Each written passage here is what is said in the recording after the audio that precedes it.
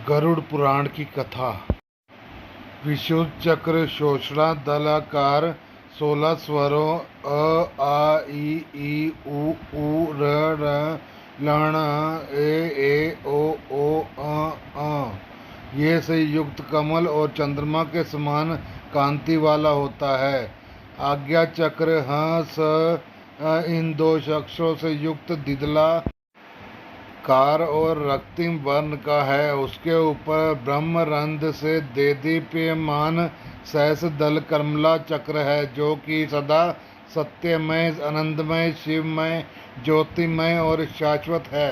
इन चक्रों में क्रमशः गणेश, ब्रह्मा, विष्णु, शिव, जीवात्मा, गुरु तथा व्यापक परब्रह्म का चिंतन करना चाहिए। अर्थात मूलाधार चक्र में गणेश का, स्वाधिष्ठान चक्र में ब्रह्मा जी का, मणिपूरक चक्र में विष्णु का, अनाहत चक्र में शिव का, विशुद्ध चक्र में जीवात्मा का, आज्ञा चक्र में गुरु का और सहस्रार चक्र में सर्वव्यापी परब्रह्म का चिंतन करना चाहिए। विद्वानों ने एक दिन रात में 21,600 श्वासों की सूक्ष्म गति कही है। हाँ का उच्चारण करते हुए श्वास बाहर निकालना है और स की ध्वनि करते हुए अंदर प्रविष्ट होता है। इस प्रकार तात्विक रूप से जीव हंस हंस का मंत्र का से परमात्मा का निरंतर जाप करता रहता है। जीव के द्वारा अहोरात्र में किए जाने वाले इस अब्जा जप के 600 मंत्र गणेश के लिए, 6000 ब्रह्मा के लिए, 6000 विष्णु के लिए, 6000 शिव के लिए, 1000 जीवात्मा के लिए, 1000 गुरु के लिए और 1000 मंत्र जप चिंता मत के लिए निवेदित करने चाहिए। श्रेष्ठ संप्रदाय वेता अरुण आदि मुनि इन षट चक्रों से ब्रह्मयुग किरण के रूप में स्थित गणेश आदि देवताओं का चिंतन करते हैं। शुक आदि मुनि भी अपने शिष्यों को इनका उपदेश देते हैं। अतः महापुरुषों की प्रवृत्ति को ध्यान में रख कर विद्वानों को सदा इन चक्रों में देवताओं का ध्यान करना चाहिए। सभी चक्रों में अनन्य भाव से उन देवताओं को मानस पूजा करके गुरु के उपदेश के अनुसार अब्जा गायत्री का जाप करना चाहिए। इसके बाद ब्रह्मरंध्र में अधोमुख रूप में स्थित सहस दल कमल में हंस पर विराजमान वर तथा अभय मुद्रा युक्त दोनों हस्त कमलों की स्थिति वाले श्री गुरु का ध्यान करना चाहिए। गुरु चरणों से निकली हुई अमृतमयी धारा से अपने शरीर को प्रलाक्षित होता हुआ सा चिंतन करें। फिर पंचोपचार से पूजा करके स्तुति पूर्वक प्रणाम करना चाहिए। तदंतर कुंडली का ध्यान करना चाहिए और षट चक्रों में 3.5 वलय में स्थित है और आरोह और अवरोह के रूप में षट चक्र में संचरण करती है। तदंतर ब्रह्मरंध्र में अहिर्गर्भ सुपुष्पा नामक धाम प्रकाश मार्ग का ध्यान करना चाहिए। उस मार्ग में जाने वाले पुरुष विष्णु के परम पद को प्राप्त करते हैं। इसके अनंतर ब्रह्मा मुहूर्त में मेरे द्वारा चिंतन अनंत स्वरूप प्रकाश सनातन रूप का सदा ध्यान करना चाहिए। इस प्रकार गुरु के उपदेश से मन को निश्चल बनाएं। अपने प्रयत्न से ऐसा नहीं करें, क्योंकि गुरु के उपदेश के बिना साधक का पतन हो सकता है। इस प्रकार अंतर्यज्ञ संपन्न करके बहिर्यज्ञ का अनुष्ठान करना चाहिए। स्नान तथा संध्या आदि कर्मों को करके विष्णु और शिव की पूजा करनी चाहिए। देह का अभिमान रखने वाले अर्थात 5 भौतिक शरीर को ही अपना शरीर समझने वाले व्यक्तियों की वृत्ति अंतमुखी नहीं हो सकती। इसलिए उनके लिए सरलता पूर्वक की जा सकने वाली मेरी भक्ति ही मोक्ष साधिका हो सकती है। यद्यपि तपस्या और योग साधना आदि भी मोक्ष के मार्ग हैं, तो भी इस संसार चक्र में फंसे हुए व्यक्तियों के उद्धार के लिए मेरा भक्ति मार्ग ही समीचीन उपाय है। ब्रह्मा आदि देवों ने वेद और शास्त्र का पुनः पुनः विचार करके 3 बार यही सिद्धांत सुनिश्चित किया है। यज्ञादि सधर्म भी उन अंतःकरण की शुद्धि के हेतु होता है और इस शुद्धि के फलस्वरूप मेरी भक्ति प्राप्त होती है, जिसे प्राप्त करके व्यक्ति पुनः जन्म मरण आदि दुखों से पीड़ित नहीं होता। हे ताक्षे, यह सकृति मनुष्य इस प्रकार का आचरण करता है, वह मेरी भक्ति के योग से सनातन मोक्ष पद प्राप्त करता है।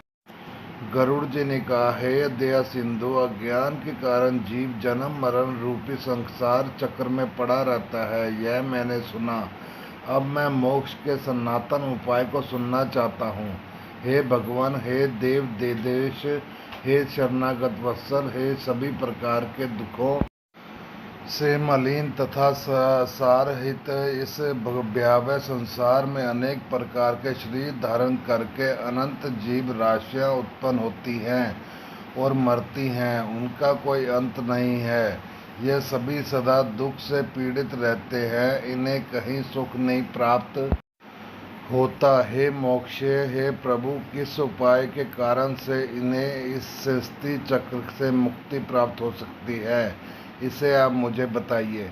श्री भगवान ने कहा, हे ताक्षे, तुम इस विषय में मुझसे जो पूछते हो मैं बतलाता हूँ, सुनो। जिसके सुनने मात्र से मनुष्य संसार से मुक्त हो जाता है, वह परब्रह्म परमात्मा निष्कल कला रहित पर ब्रह्म स्वरूप शिव स्वरूप सर्वज्ञ सर्वेश्वर निर्मल तथा अद्वैत दैत्य भाव रहित है। वह परमात्मा सत्व सप्रकाश है, अनादि अनंत निर्विकार प्रातपद निर्गुण और संत चैत्य आनंद स्वरूप है।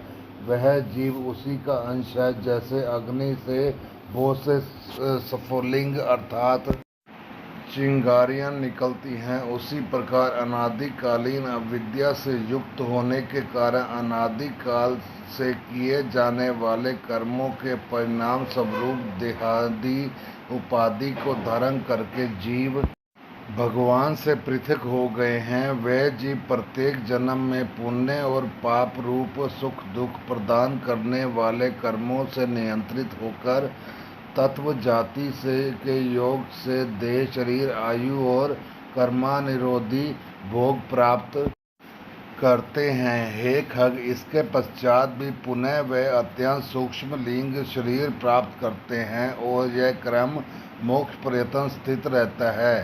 ये जीव कभी स्थावर वृक्ष लतादि जड़ योनियों में, पुनः कर्मी योनियों में, तदंतर जलचर पक्षी और पशु योनियों को प्राप्त करते हुए मनुष्य योनि प्राप्त करते हैं, फिर धार्मिक मनुष्य के स्वरूप में और पुनः देवता तथा देव योनि के पश्चात क्रमशः मोक्ष प्राप्त करने के अधिकारी होते हैं। द्विजल, स्वेदज और पिंडज, जरायुज, इन चार प्रकार के शरीरों को सहस्रों बार धारण करके उनमें मुक्त होकर सकृत वंश पुण्य प्रभाव से जीव मनुष्य शरीर प्राप्त करता है और यदि वह ज्ञानी हो जाए तो मोक्ष प्राप्त कर लेता है। जीवों की 84 लाख योनियों में मनुष्य योनि के अतिरिक्त अन्य किसी भी योनि में तत्व ज्ञान प्राप्त नहीं होता। पूर्वोक्त विभिन्न योनियों में हजार हजार करोड़ बार जन्म लेने के अनंतर उपजित पुण्य पुंज के कारण कदाचित मनुष्य योनि प्राप्त होती है। मोक्ष प्राप्ति के लिए सोपान भूत यह दुर्लभ मनुष्य शरीर प्राप्त करने इस संस्ति चक्र से जो अपने को मुक्त नहीं कर लेता, उसे अधिक पापी और कौन होगा। उत्तम मनुष्य शरीर वाले जन्म प्राप्त करके और समस्त सौष्ठव संपन्न अविकल इंद्रियों को प्राप्त करके जो भी व्यक्ति अपने हित को नहीं जानता वह ब्रह्म घातक होता है। शरीर के बिना कोई भी जीव पुरुषार्थ नहीं कर सकता, इसलिए शरीर और धन की रक्षा करता हुआ इन दोनों से पुण्योपार्जन करना चाहिए। मनुष्य को सर्वदा अपने शरीर की रक्षा करनी चाहिए, क्योंकि शरीर सभी पुरुषार्थों का एकमात्र साधन है, इसलिए उसकी रक्षा का उपाय करना चाहिए। जीवन धारण करने पर ही व्यक्ति अपने कल्याण को देख सकता है।